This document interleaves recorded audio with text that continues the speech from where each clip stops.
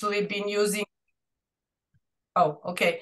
That gender studies are one of those few fields of research that actually are helping, as we can put it, decolonize science, as they have evolved seriously and significantly due to impact from female researchers from different parts of the world, including the third world, or Black researchers or Chicana researchers, and also post-socialist and post-communist countries researchers. However, we've done some research of our own, and we decided that we'd like to agree with Victoria Zver's findings from 2016.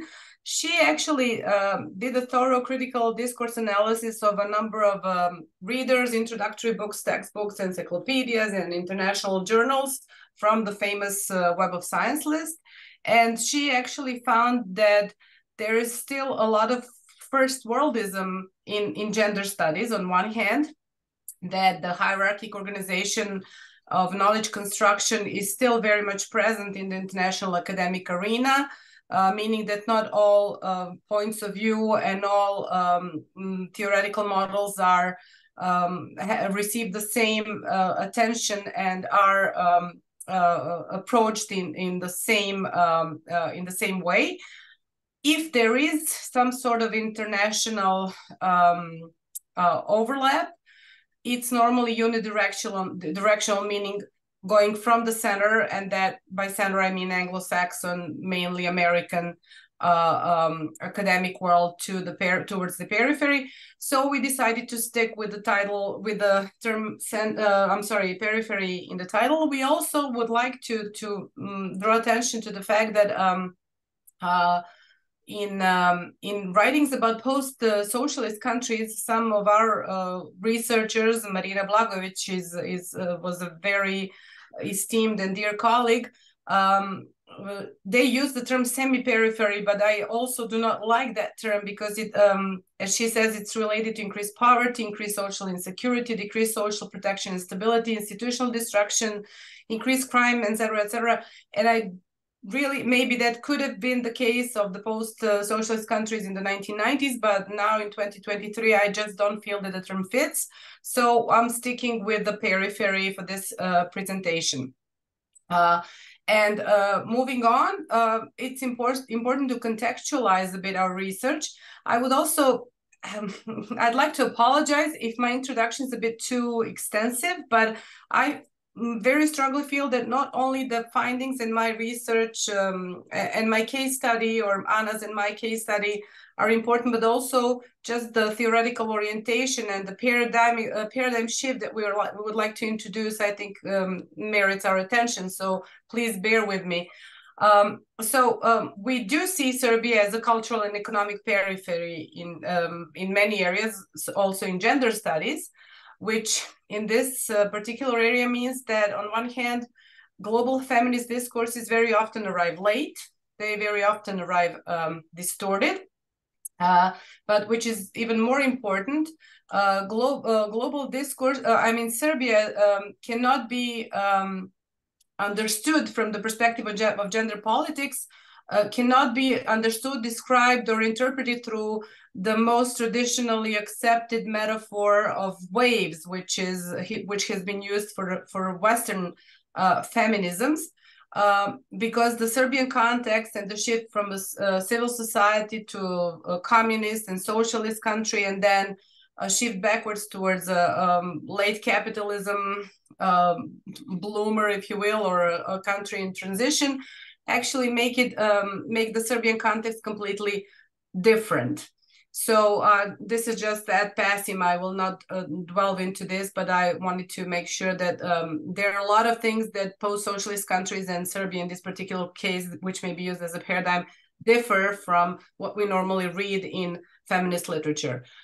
That does not mean, of course, that Serbian feminists have been isolated from the debates which have marked international feminisms, like backlash, or post-feminism, different feminist generations, hybrid identities, etc., etc. So they have been very present in the Serbian public sphere. And that's why I would like to actually stop for a second and outline some of the most frequently mentioned narrative aspects or discursive aspects of feminist theory from the last 10 or maybe 7 or 8 years, which are present in Serbia as in other parts of the world. Which Anna and I titled Neoliberal Gender Narratives. And I would like to start with this quote.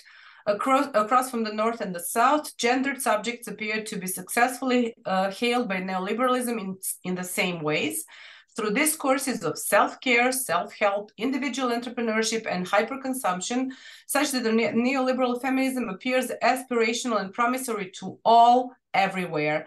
We find this to be very important because it actually is this political and economic ideology of absolute chances, of absolute possibilities, of individual based and individual oriented perception of what life is supposed to be. So if you look further down this slide, you'll see self-regulation, self-discipline, self-management, self-transformation, responsibility for one's well-being and self-care, self-sufficiency, felicitous work-family balance based on a cost-benefit calculus, etc., etc.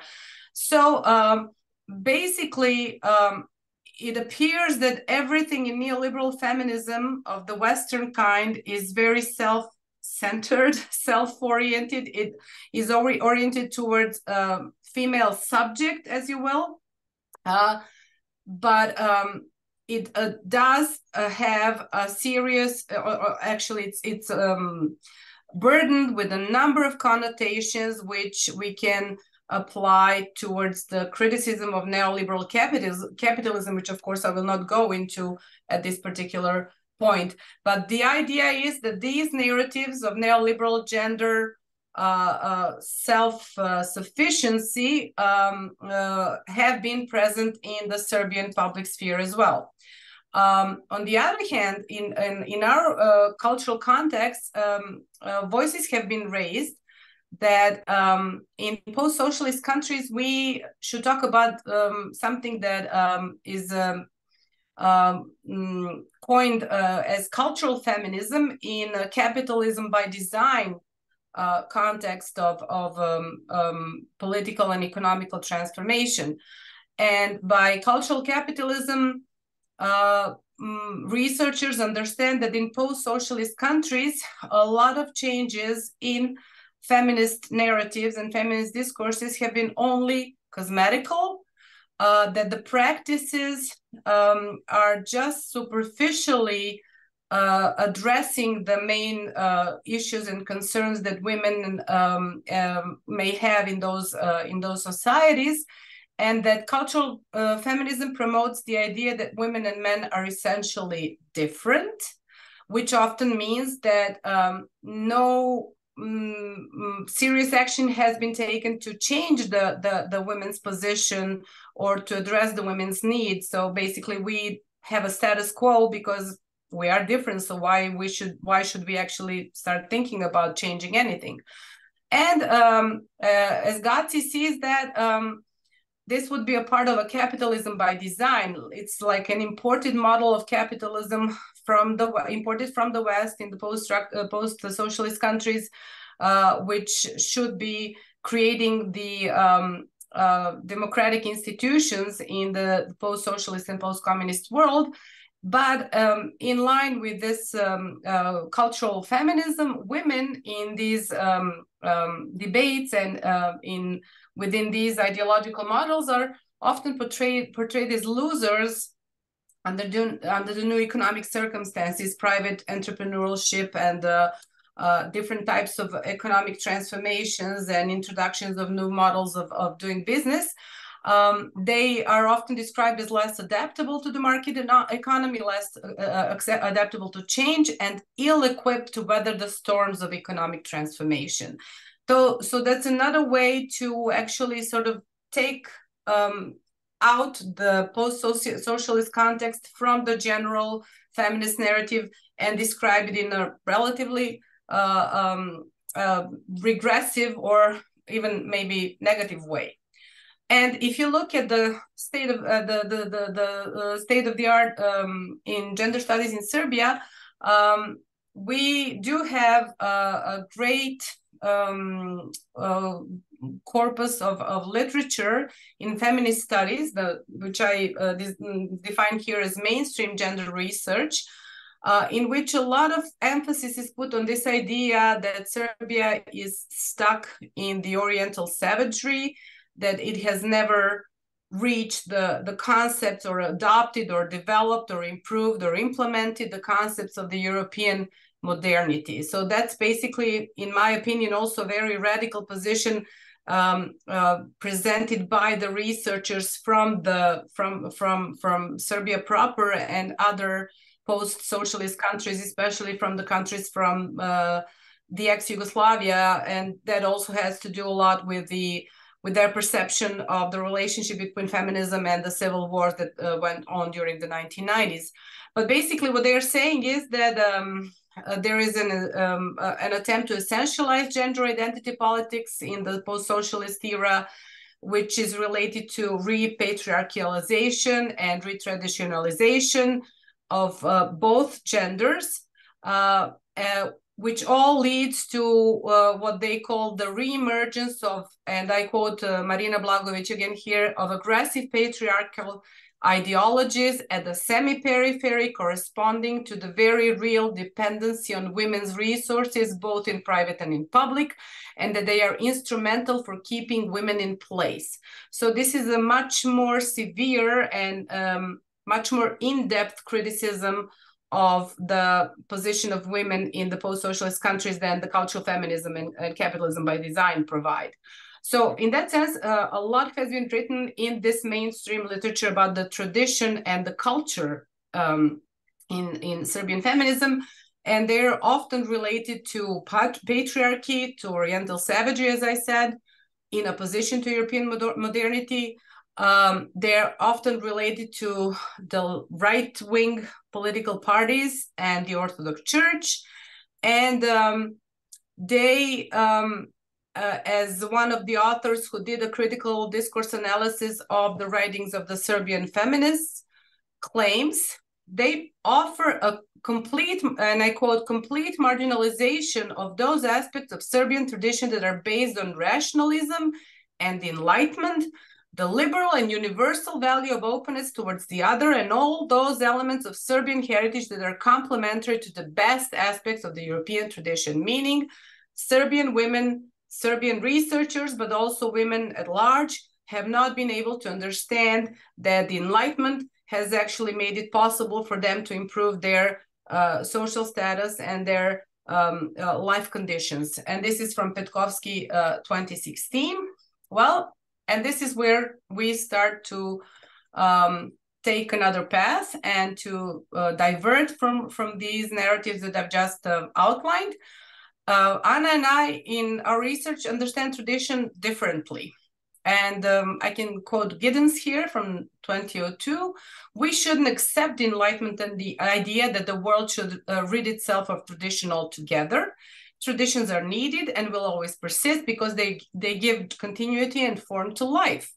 And if you look at it from the perspective of cognitive anthropology, which I know that you and that you guys are much more not familiar, but that you work with in depth at your department, you will understand what I'm trying to say here, that tradition is to a large extent something that we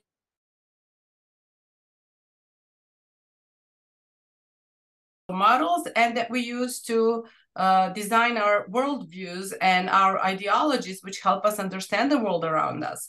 So they are not necessarily aggressive or oppressive by default. So we should just try to think a little bit more flexibly about these concepts that have been rejected altogether from the Serbian feminist discourse. Okay, so with that respect, I also did some research on the writings of other authors from the region. And Michela Mudure from Romania actually has an excellent article on how Romanian feminism cannot actually fit into any of the frameworks provided by either Western or other feminisms that I've mentioned, like the Third World or the Black or Chicana feminism. And of course, we do all acknowledge that Eurocentric and North American feminist philosophy is dominating the field of research, but also we try to put out this idea that there is a need to design a number of new alternative feminist theories which would suit this region of the world, the Central and Eastern Europe and post-socialist communities or countries. As Mudure says, Eastern Central Europe has a tradition of seeing itself as a bridge, a threshold between Europe and the Orient, between East and West, while also carving its own East and West within the region. So we actually do have a very specific set of social, political, economic, historical, and religious circumstances that are actually, that cannot be taken away from our mindset and our worldview and our ideology and our cognitive cultural models. Some of the things that she discusses in this particular article that I put out here as an example of something that's relevant to all of our countries is the relevance of modernity. Western modernity breaks up with the masculine domination. It uses this notion of free mind and free spirit and rationalization to break up with the domination of the white male, white educated male. But in Eastern and Central Europe, modernity has never actually been completely developed, or it's often distorted. She talks about the question of forceful integration of women into the public sphere during communism, which has happened in Serbia as well, you know, from a civil society in which women were normally either well-educated housewives or living in rural areas or factory workers. They all of a sudden all had to do to become part of the workforce. Questions of religion, of course, which we have not touched upon too much in this research. Question of access in modern days to information, to internet, access to voice in public space, especially in rural areas, and we'll discuss that in the second part of this presentation. Questions of minority women, which are also which is also extremely relevant in countries such as Serbia and Romania, because we do have some really seriously and dangerously marginalized varieties like, minorities like Romani women, which I can give you a whole another presentation about, so I will stop there. So basically, when we started doing this research, we tried to see whether our first idea was to check whether the Serbian women entrepreneurs adhere to the concepts of the balanced narrative, which is this neoliberal narrative about self-regulation and self-success. We call it cultural determinism, or that maybe there are some very simplified binaries about traditional women which are locked into patriarchal roles, and as opposed to emancipated and progressive individualist female subjects, which are targeting self-realization as the key objective in their lives. However, our research, our fieldwork, which fed into our theoretical interpretations, actually indicates that in Serbia, successful entrepreneurs, women entrepreneurs, perceive welfare and social good as the key objective in their or as at the top of their hierarchy of social, emotional, and professional and entrepreneurial objectives. They do not talk about individual success, and they apparently do not follow any patterns of any of the Western or other feminist discourses. So our research question upon the initial fieldwork actually crystallized itself as, should we analyze women's empowerment in terms of differences in the choices they make, rather than inequalities about the possibility to take action? So maybe there are different ways in which we can accomplish and become self-fulfilled, but also community fulfilled and content and achieved and accomplished women in ways which are different from the traditional neoliberal discourse or the cultural capitalist discourse, or this discourse which makes us step away from our Oriental savagery.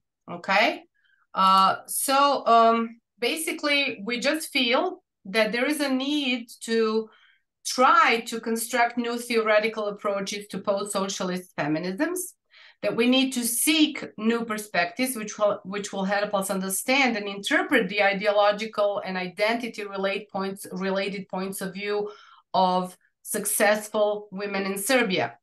And in that case, in that sense, we actually make another question, or actually ask another question: is it possible that women entrepreneurs in Serbia actually create autochthonous cognitive cultural models which bring into fore the notions of family care, community support, and the need to address and empower not only themselves or women of certain generations, I'm sorry for the typo here, but also all members of the targeted communities of practice, in which they live and work. And this was how we started thinking about new approach, and we introduced new concepts, and the key one in our case was the concept of the ethics of care. And again, I would like to quote Duffy here.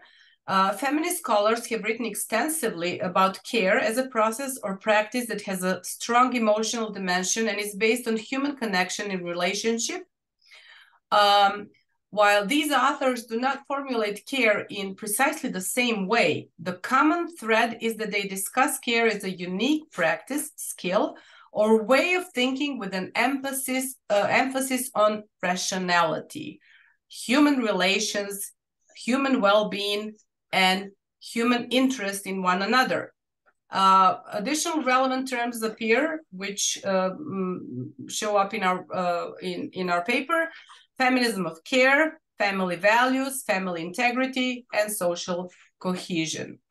And with that, I will move on to our case study to sort of illustrate these theoretical diversions that I've just proposed.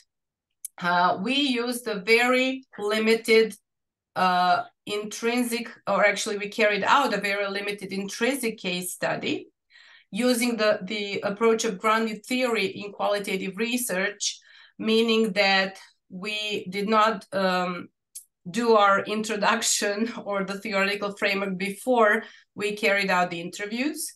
We were very susceptible and responsive to our data, and we tried to improve our initial questions, but also our theoretical and methodological perspectives as we worked with the data. The data was created through deep or open interviews, which are almost reached the point of oral histories. We had only two participants in our study, two women, and I will describe them in a second. And we also used additional data. So we do have what we call in sociolinguistics a sociolinguistic narrative network, which is a multimodal, multidimensional set of references that help us understand better the participants of in our study. In this case, these two women are well established in the Serbian business community, and they do have their own websites. They participate in different podcasts, and their opinions and their worldviews and their professional and private experiences can be found elsewhere, not only in our interviews. So we actually used those additional data in a very complex sociolinguistic narrative network to gain more veritable and more reliable information about what we would like to say to our audiences in our article. So, like I said, we have only one intrinsic case study, but intrinsic meaning that we do not pretend to provide any generalization, that we do not we do not have any pretension that we can talk about all Serbian or all regional women entrepreneurs, but we do feel that our findings may have strong instrumental consequences, meaning that they actually do reflect the points of view of the majority of the population that we are targeting. We've talked to 2 successful women entrepreneurs. One of them is from the rural setting, and you'll meet her very soon through my description. And the other one is from an urban setting. And regardless of the differences in their life trajectories and their professional experiences, as you'll see in the analysis section, we found very many parallel trajectories of representation of their feminism and their entrepreneurial ideology. Okay, so the first interlocutor that I will present to you is Dragana. I'm using her real name as well as the real name of the other person, because like I said, they are well renowned in our community and in the media and public discourses, and they actually asked us to keep their names public. We entitled this part of our case study, The New Face of the Rural Woman. Dragana is an economist, so she's university educated. She worked in Belgrade for at the beginning of her career. She worked in an international bank, in a private pharmaceutical company. She was very successful. She felt comfortable in her skin. She claims that she never had any problems being in a managerial position. She was doing she was an executive HR manager in both of those companies. But that she always felt that she wanted to live in a rural environment, and that she wanted to work with nature. And she decided to move to a very small village of Vrmja in southeastern Serbia, and to establish her own company, which is called the Center for Education in Nature. However, when she started describing her professional trajectory, it seemed like everything came very easily to her. So we asked her if she feels that only privileged women can become successful. And this is what she said. This is such a terrible stereotype. The idea that only powerful women can make their own choices. Everyone needs to understand that they will have to live with the consequences of their decisions. I did not have it easy. Pregnant, just married, and moving outside of my urban comfort zone. I did not know anybody. I did not know, thank God, what to expect. And it was challenging in so many ways, from the fact that we did not have landline phones in the village, to the reality of living with far less money, driving an old Dacia, that's a Romanian car, instead of a brand new BMW. But I knew I wanted to live in the harmony with the nature, and I knew that I had to make my choices. Also, once I got to the village, my visions of my future business plan proved to be unrealistic abstractions.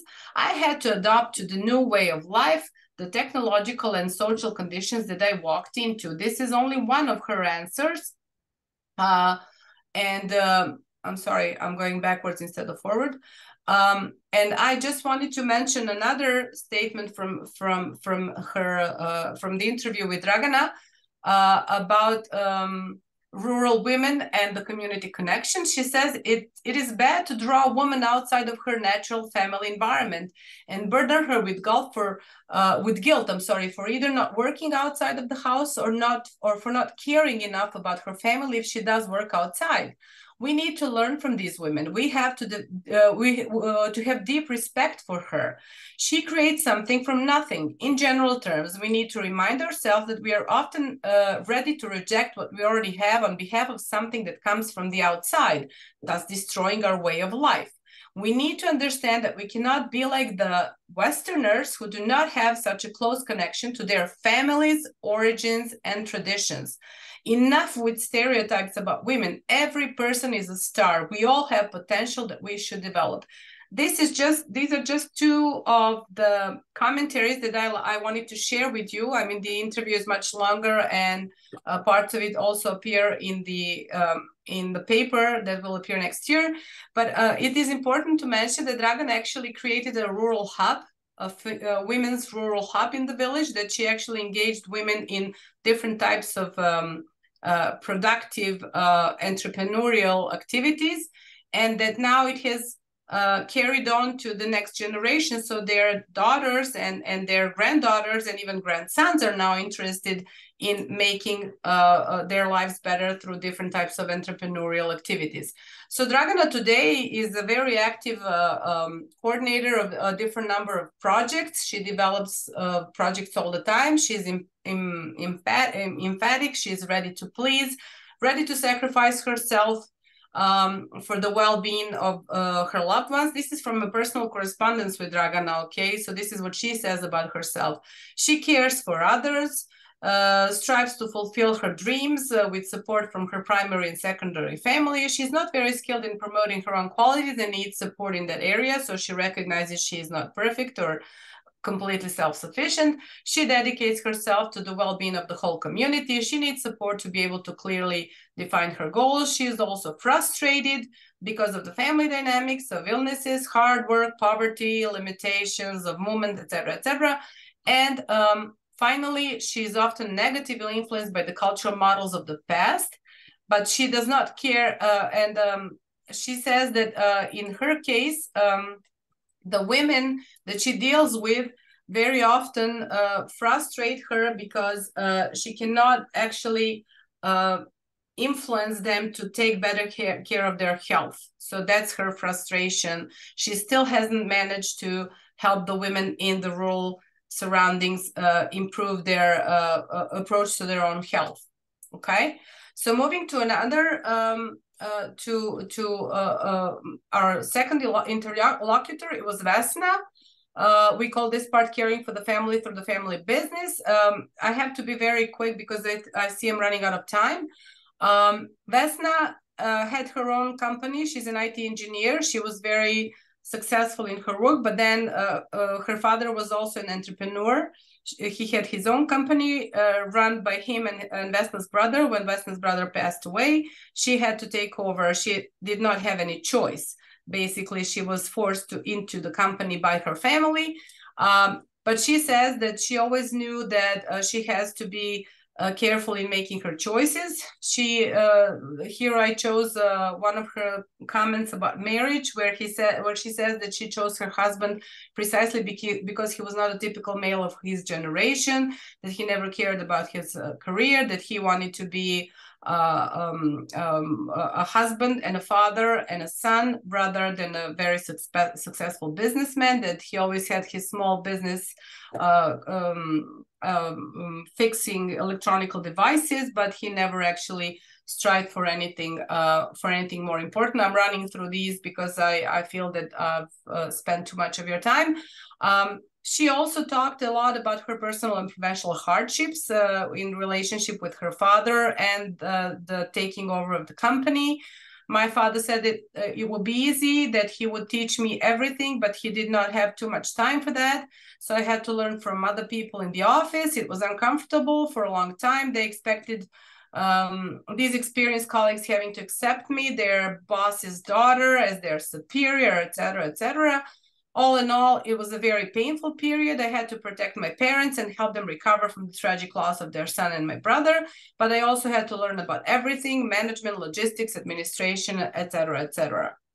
Okay, and Vesna today runs an internationally established company. She actually she's a second generation, and her children are a third generation leading the company.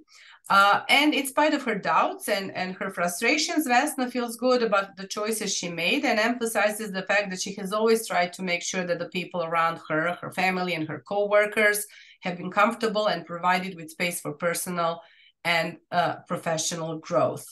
And now, if you look, if we move on to wrapping up this analysis, we did some coding of the data at hand that we got from the interviews, and we actually drew or actually identified specific notions that we find are relevant for the cultural models of our two interlocutors, of our two participants in our case study. And these are, choice, family, care, personal hardship, harmony with nature, community, and empowering others. So you see that they both felt that they did have a choice when making decisions about their future, but that their choices were based on their ideas of what their families are and their needs are, and the ideas about how to care of their families, but also about the community at large and their companies, that they recognized the concept of personal hardship, and they knew that the path is not always covered with roses, but they need to live in harmony with nature, and they need to live in communities which empower others. And at the same time, we found the following notions completely irrelevant to their worldviews: financial gain, self-affirmation, self-creation, and this calculation of cost and benefits in balancing one's life, which is the core notion of the balanced narrative. So basically, and also this doing gender actually has its reason for being in the paper, but I don't have time to explain it now, but it's the way it stands here, I think it's self-explanatory. Doing gender in Serbian business is led by women, sets aside the cultural models whose center core is the individual relationship to wealth and success, reflected in neoliberal narratives. It then means that we've decided or concluded that there is the space for developing, or actually for recognizing that we've developed autochthonous cognitive cultural models which conflict with the neoliberal feminist dominant notions of self-regulation, self-discipline, self-management, and self-transformation in Serbia. And that I just realized, I'm sorry guys, that you've been looking at my screen with not a screen, with not a slideshow. I'm really sorry for this. I just realized that. That the concept of care is the key issue for understanding this Serbian feminist entrepreneurial model. And I would like to end with a comment, which is something that you might find funny or interesting. If you look at the etymology of the word economy, economia, in ancient Greek, it meant the knowledge about the household. And the goal of the economia was not to accumulate money, but to satisfy the basic needs of all the members of the household. So basically, in that sense, economy has taken a completely different understanding in the modern world. And I think that our research indicates that it is noteworthy to start considering going back to the roots and to the original definition of the term. So we do feel that there is a space to design a new feminist model which would challenge this intimate relationship between the patriarchy and capitalism, a model which would be based on care as a unique practice, skill, and a way of thinking, with emphasis on rationality, meaning human relations, and a model that would enable women to rely on their personal emotions, professional and family experiences, challenges, and relations in doing gender. Thank you so much for your time. And there is a list of references for those of you who are interested. And I'm really sorry, Kostas, you should have told me that you do not have my slideshow on the screen. It's all right. Thank you. Thank you so much for this engaging talk. Thank you very much. Thank you very much. Thank you. Okay, I'll stop screen sharing now. Okay. That's a good idea. I think it's in a way refreshing to hear about alternatives to rather stereotyped ideas of how women relate to their businesses, even in the Western world at large. Mm-hmm. What seems to be how shall I say, the idiom in Serbia may not be unknown in other places either. Yes. So I will give the floor to our audience. Marianthi, Kalispera. Marianthi, good evening, you have the floor. Hi. Thank you so very much. You know, it's so instructive to know what our neighbors are doing, you know, with the Balkans. It's a pity we don't have any kind of communication. Anyway, some of the things... rectify that. I'm sorry to interrupt. We should rectify that, Marianthi. Yeah, well... This is a first step in the right direction. Okay, okay. Now... you talked about the attempt to construct an autochthonous kind of culture or cognitive model, as you named it. Mm-hmm. And in that sense, you renounce the neoliberal model, which talks about individual sort of attainment of whatever one wants to attain in life. Well, what I understood for all the things you said is, in fact, that's my own opinion, you're talking about a neo-traditionalist model, which also has family and care in its center.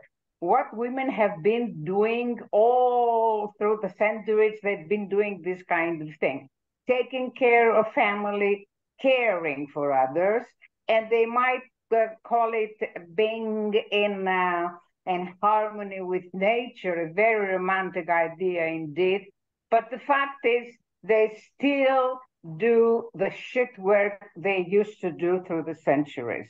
That's what I got from what you said. Well, I might be wrong, but you know, that's how I feel about taking care of the family all the time, you know, and even when you take over the business, you still have to do this kind of family-centered, to be in this family-centered universe. You might have gotten that interpretation from my presentation, and I apologize if that is how it came across. Because that is not so. What we show in the paper and what I try to show, but maybe not emphasized enough with the comment on marriage that Vesna gave us, is that actually this model has to do with women as well as men, because both women that we interviewed actually have relied or actually work as partners with their husbands. Dragana, the economist that works in the village, she says that she actually, when she started emancipating the women, her husband had to go along side by side and emancipate the men, because there were serious problems and serious misunderstandings in traditional rural households in which different generations live together, like parents and then husbands and wives and brothers-in-law and sisters-in-law and all kinds of relationships, creating a specific and very complex social dynamics in the family, that men had to be educated as well to support their women to understand how joint work and share of responsibilities will help both members of this particular marriage partnership. And that also is in Vesna's interpretation, that also is the reason that she actually chose the husband that she chose, the husband who was ready. The husband works with her in the company. He's her employee. and he's doing his share in the house and in the company. So I'm sorry that I did not emphasize that enough, but I was trying to make it as brief and as concise as possible. But no, it's not neo-traditional. It's 21st century equality model based on the ethics of care and the traditional notions of the importance of family, community, and everybody's well-being within a community that a person works and lives in. So it's not for women only, it's for men as well. I don't know if that helps. Okay. Thinking that it's not unheard of in capitalist societies for men to marry into families that already own a business and work there as employees. So how is that different from capitalism?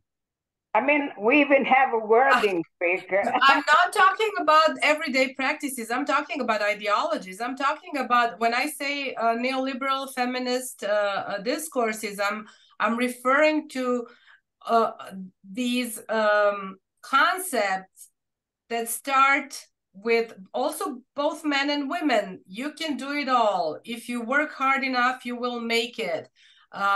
It is important that you realize your dreams. It is important that you fulfill your passion.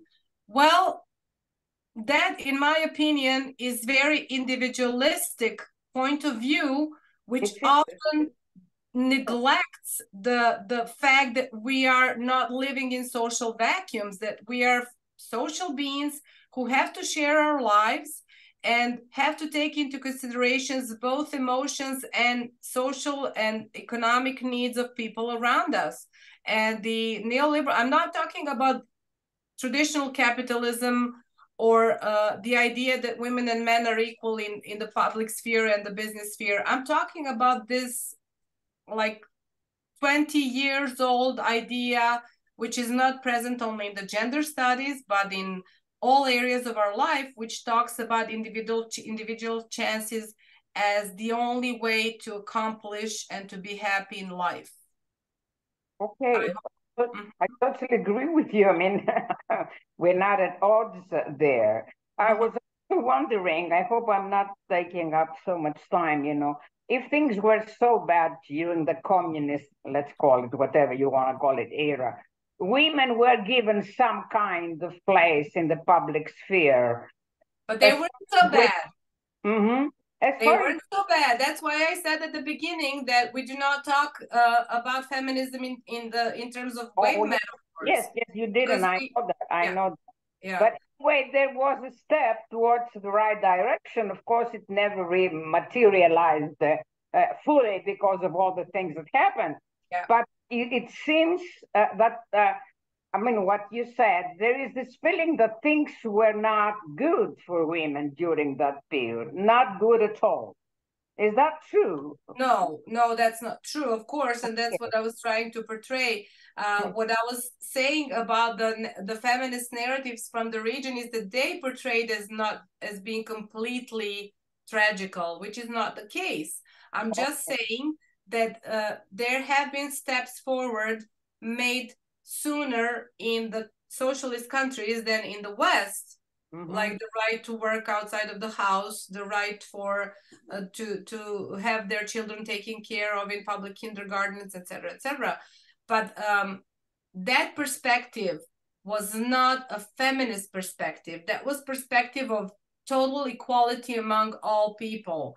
And the feminist and the women's needs, the women's particular needs, again, were not attended to. Okay, so that's what I was trying to say, but that does not mean that everything was bad. Quite to the contrary, some of the things that happened in the socialist countries were unequal access to higher education. So in the 1950s and 60s, while for instance in the United States a lot of women had to stay at home or to complete university and then go back to home and become housewives and mothers, in socialist countries women had the opportunity to complete colleges and to work and to have very responsible positions. But the thing is that this type of social change did not have to do with women's needs. That's why it did not succeed, because it was understood as as part of a larger construct of equality for all and for erasure of class boundaries. And again, individual needs of women, if I just may finish, individual needs of women were not respected. So a woman from the countryside actually did not have a choice to stay in the countryside. She had to move to the factory. That's what I'm saying, okay? So I think that's there are different choices. I think we can move on. From books and films, etc. You know, you have first-hand experience, of course. But still, it was socially oriented. It was individual oriented. So why not take it from there and develop it towards this kind of direction? I'm wondering, because all this, the influence of the church and the things you mentioned, you know, I'm seeing that is moving towards traditionalism. That's my view of what you told us. You know, it's more traditional, neo-traditionalism. You know, you may name it in harmony with nature or family, but I can't see how different it is from the past. You know, I think that's the challenge in gender studies. It's basically generally about interpretation. So let's move on. Exactly. Yeah. I would like to also thank you, Marianti. I would like to ask one thing, Jelena. I can understand that there is different positioning in Serbia, whether in the countryside or in the city, about women's entrepreneurial endeavors. If you were hard-pressed to give a difference between the narratives you have had, what would that be? I can understand the commonality, but I'm pretty sure you have noted differences too. Yes. Well, in this case, in this particular case, I mean, we are dealing with exceptional women. So I think the key issue, the key difference would be the choice, the way the choices were made.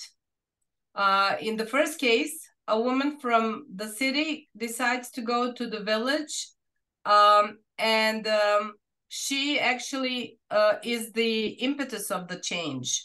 And in the other case, it's the family that makes ignites the change in Vesna. So and that is also very common. But the idea that the common thread in this different types of changes is that they felt that they need to satisfy not only themselves but their families' needs as well. That was the bottom line. But the thing is actually that if you talk about family businesses in Serbia, there is still a lot of patriarchy going on at the general level, and the women who are running the family businesses in Serbia are in over 90% daughters or sisters of deceased men. Okay, so in that sense, maybe but then I did not want to emphasize that because Vesna, our IT engineer, was very successful, and she was an individual. I mean, she was an entrepreneur before she adopted her father's family, because she had her own family, and her father's family was her first client. So her expertise was not in any way challenged, or her capacity to do good business was not something that was imposed on her. She wanted to be an entrepreneur. But then when she felt that her family was endangered, she decided to put aside her business and move into her father's business. So in that sense, yes, that might be neo-traditional if the way that Marianti put it. Yes. Yeah. Yes. But what I feel, what our argumentation here was that they had choices, they made their choices, and they were fully aware of different challenges and hardships that they would encounter along the way. And they actually managed to do it with this idea that they do not work for themselves only, which is this neoliberal balance theory, you know, fact checks and balances and everything like that, and self-assessment and self-awareness and self-fulfillment, but they work for a wider number or a larger number of people, of a family, of a community of practice, of a larger community, etc., etc.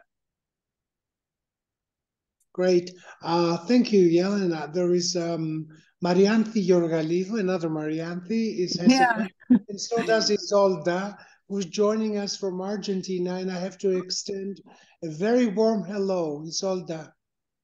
Hello, Marianthi. Hi. Okay, can you hear me? Yes. Okay, so if we would sum this whole discussion up in a way, what is feminism, the meaning of feminism in modern Serbian women discourses, according to your narratives? Depending on who you talk to. If you talk to the radical feminist, this is feminism in Serbia is something that we have not achieved yet, because we've been stuck in the old and traditional and pre-modern times. If you talk to right-wing politically charged feminists or people that call themselves feminists, then you will find this neo-traditional approach to family and church. Then, of course, you have these criticisms from the West about the cultural feminism. But I feel that feminism in Serbia is the feminism of care. The real life actually teaches us, and the way that we see that that women are, and this is, like I said, a very small intrinsic study, but we were asked by the publishers to focus on entrepreneurship in Serbia. But if you look at the academia, if you look at different businesses, if you look at the different ways that women function in the public sphere, it is through the notion that feminism of care is something that is important to us. The feminism of care, this idea that we cannot really think in terms of I'm going to work just for myself. I will not. And if I want to, I can become whatever I want to, because that doesn't work even for men. That there is this new alternative model which focuses on the well-being of larger numbers of people. So the category feminist, is it relevant to them? But they translate it in a different way as caring. What is a feminist to you? To me, personally, you mean? Mm-hmm. I do not have a simple answer to this. It's complicated. Okay, basically, not being discriminated in any way because I am a woman. Mm-hmm. Yes, but that also means that you have, I mean, yeah, I agree with you, but I would think that that's the meaning that they give to their functioning in life, or that we give to our functioning in life, that we that we try to avoid discrimination, we fight discrimination, but we also work shoulder to shoulder with men in order to be to become more emphatic, in order to develop more empathy. I'm sorry, my English is slipping now. But my question was whether feminist is as a term of self-presentation relevant to them? Yes. Do they use the term feminist? To these two women, yes. To these two women, yes. We should probably do a much more extensive research among entrepreneurial, among women entrepreneurs in order to make a valid claim. These two women actually said explicitly that they feel as feminists, and that they try to make sure that their points of view as women are presented not only pro forma or de jure, that they actually express it through their discourses, that they actually use also gender sensitive language, which is not very common in Serbia, even nowadays. It's still a very debatable issue, and that they feel the need that they design business practices which suit their needs as women and do not adhere to communicative and professional practices which are traditionally recognized as masculine. Okay, thank you. Thank you, Marianthi. And there was another question from Isolda. Isolda, have a good evening. Can you hear us? Hi. Thank you so much for this fabulous talk with so much theoretical development. It's in, I acknowledge the value of analyzing the local milieu and developing a local theoretical view to interpret what we see. I'm in awe and I admire your work, and I find it, of course, both sort of familiar and sort of exotic. So my comment will be methodological. I feel that there is a risk in giving such a prominent place to interviews.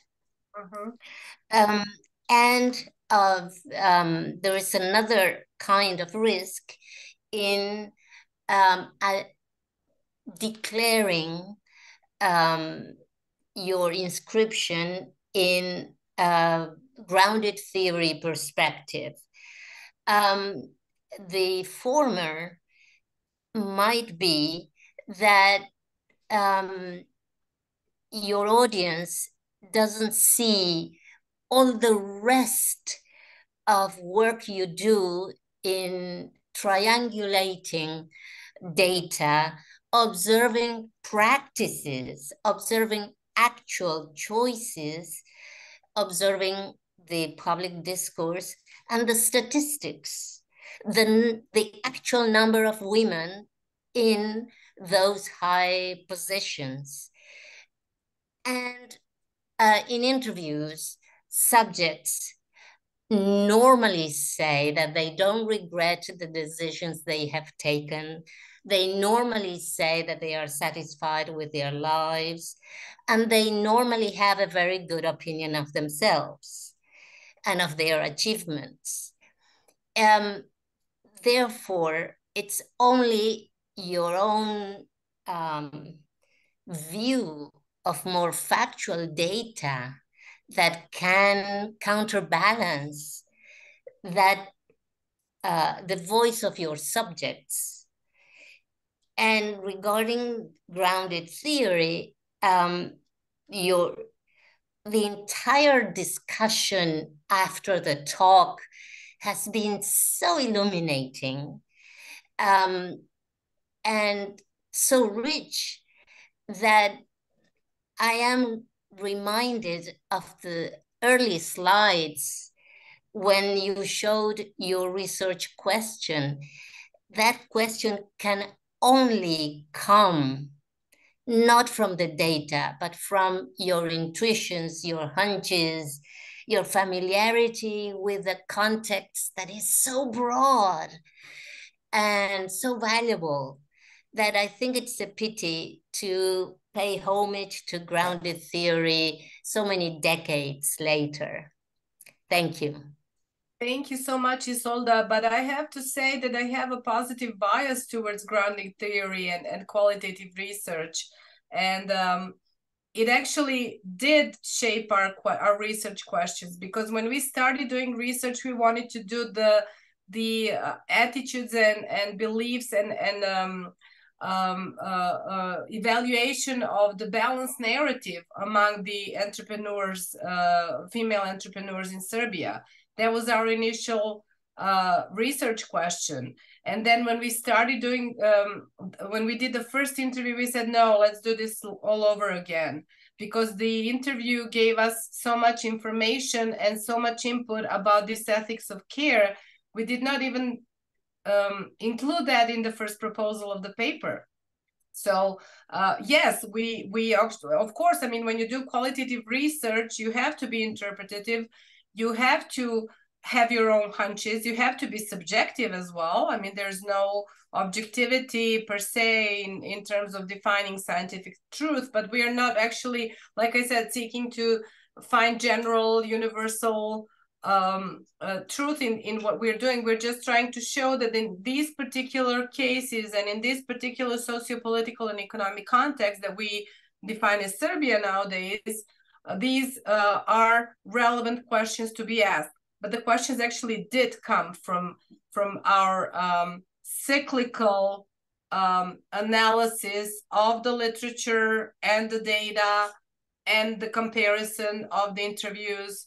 And then we actually did do the grounded theory approach. You know, it was not something that we planned on, but since I'm familiar with the grounded theory methodology, we decided to apply it in order to get to where we are at today. So yes, I completely understand that there are a lot of researchers out there, probably yourself included, that would require much more verifiable data, statistical data, numbers, which we may do sometime in the future. But at this point, it's only qualitative, interpretative, and intrinsic case study. Thank you, Isolda. Thank you, Jelena. If I may usurp my position as a moderator, I would ask you one thing. It made an impression on me that Serbian women, even today, given the pressure that there is for self-promotion and the idea of the self, choose to talk about what they do in business in the idiom of care, of collectivity, and so on and so forth.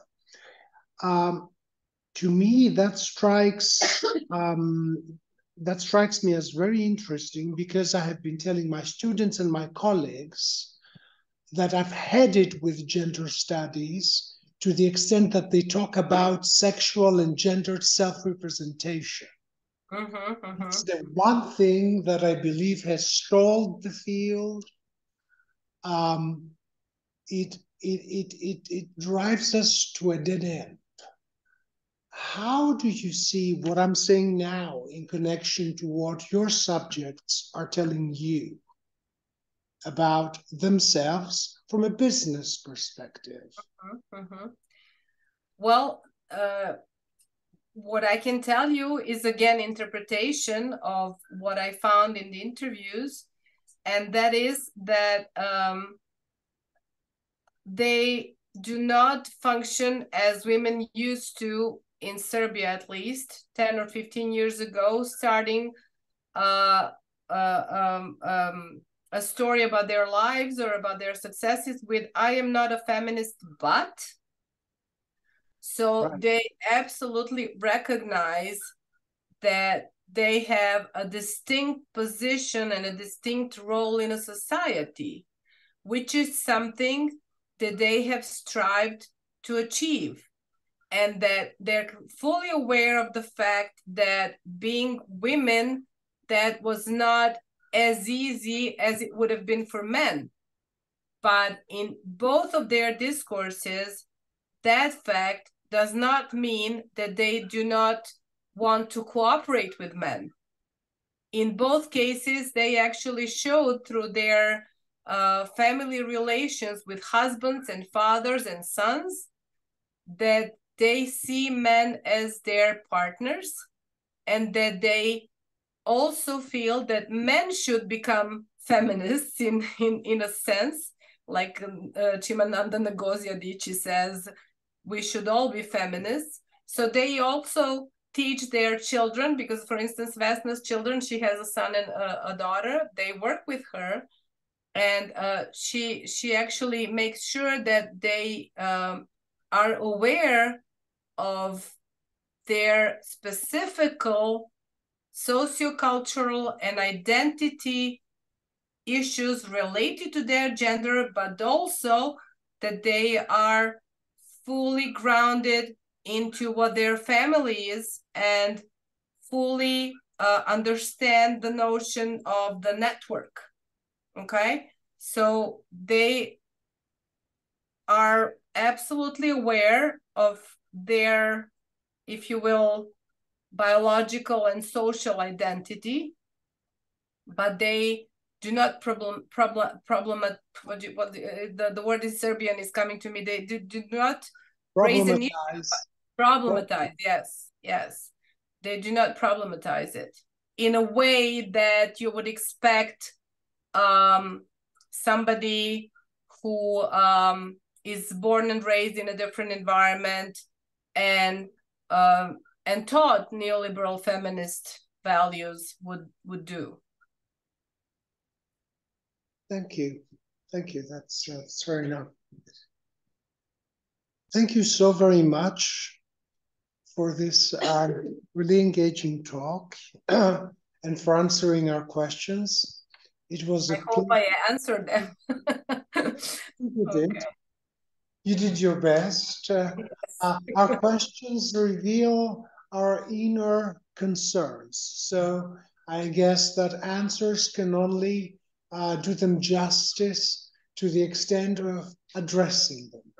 So I actually appreciate your questions, because they make me try to define or try to construct stronger argumentation for the future. So yes, I absolutely appreciate them. We appreciate your time. Thank you, Jelena. Thank you very much. Thank you very, very much. Thank you, Kostas. Thank you. Thank you. It was really nice being with you tonight.